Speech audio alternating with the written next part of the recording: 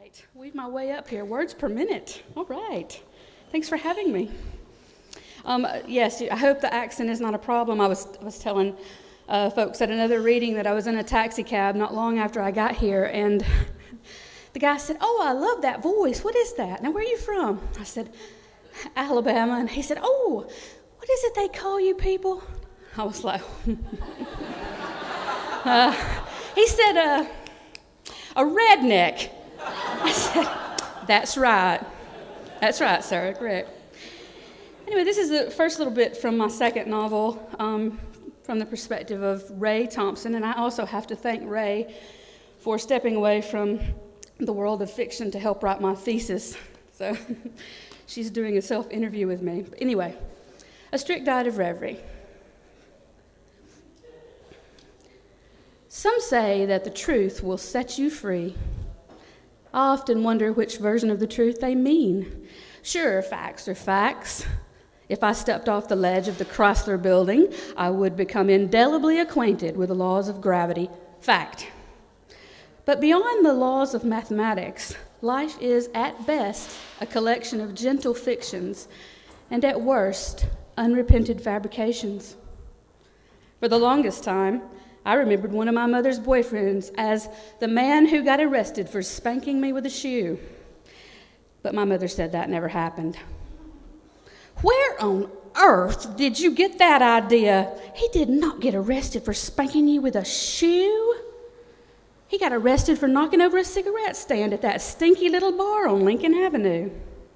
Well, when I insisted there was spanking and footwear involved, she admitted that he slung a shoe while resisting arrest and that I ended up with a fat lip. Survival technique of the first order, selective memory.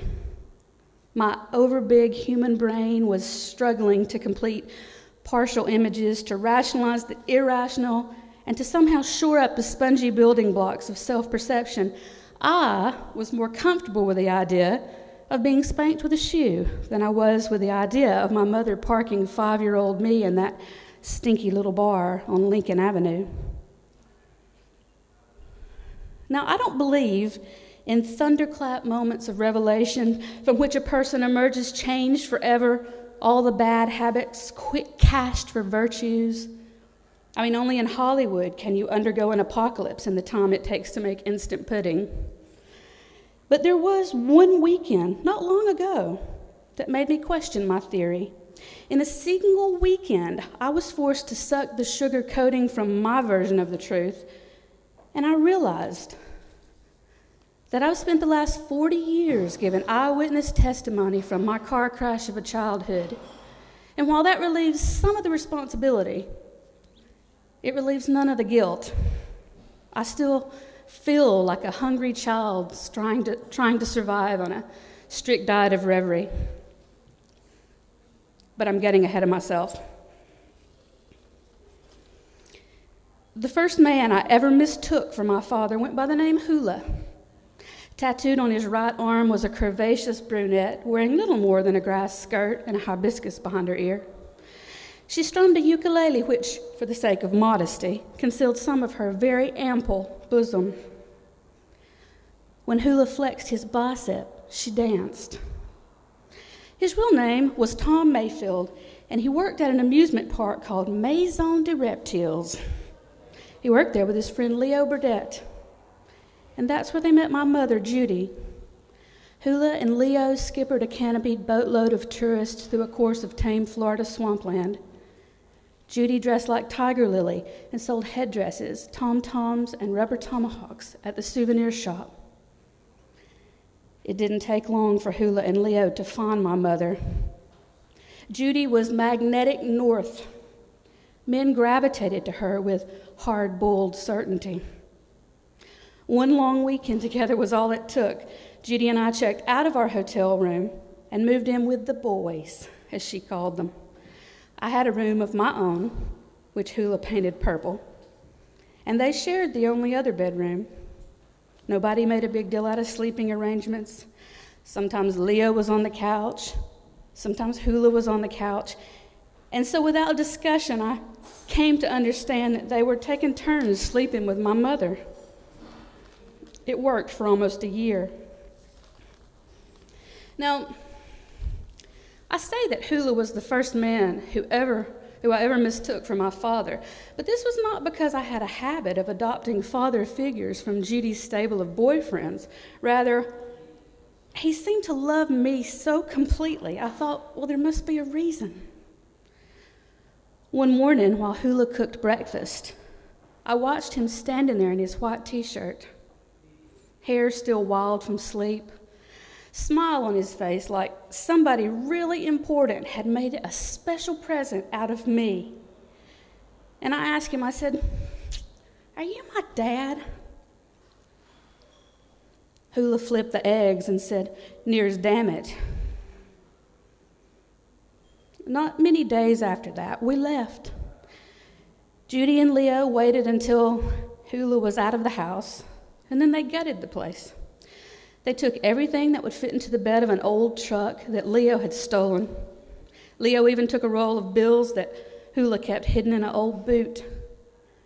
And as we drove away, Mother promised me a real big party for my 6th birthday. She said, "You'll like that."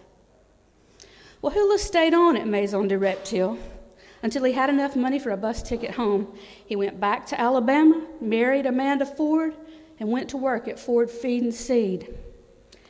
4 months later, that's where Judy and Leo dropped me off. Amanda, his wife, served lemonade while Judy explained how she and Leo had seen the light, and God willing, all they needed was just a little time to get on the straight and narrow. She stroked my hair and said, "My baby deserves a normal life, doesn't she?" Well, I didn't disagree. Judy preached for over an hour about the error of her ways and the mercy of God, and eventually, as her audience began to shift in their seats, the sermon disintegrated into a business opportunity. Apparently, salvation had presented itself in the worldly form of cottage industry. She was fishing for startup to develop a new business making peanut brittle from home. She said, "It'll be a bestseller, you mark my words. One of these days, I'll even grow my own peanuts." Oh, nobody jumped for their checkbooks. And Mother reached over and touched Leo's arm and raised her eyebrows. Well, he sat up and said, "You might not believe this, but I ain't had a drink in 3 days." I could tell by the look on Hula's face that Leo was right. He didn't believe it. As they drove away, Amanda just shook her head. She said, "Beware the recently converted." Hula took a toothpick out of his mouth and said, "You're preaching to the choir." I didn't see Judy again for a year and a half. Thank you.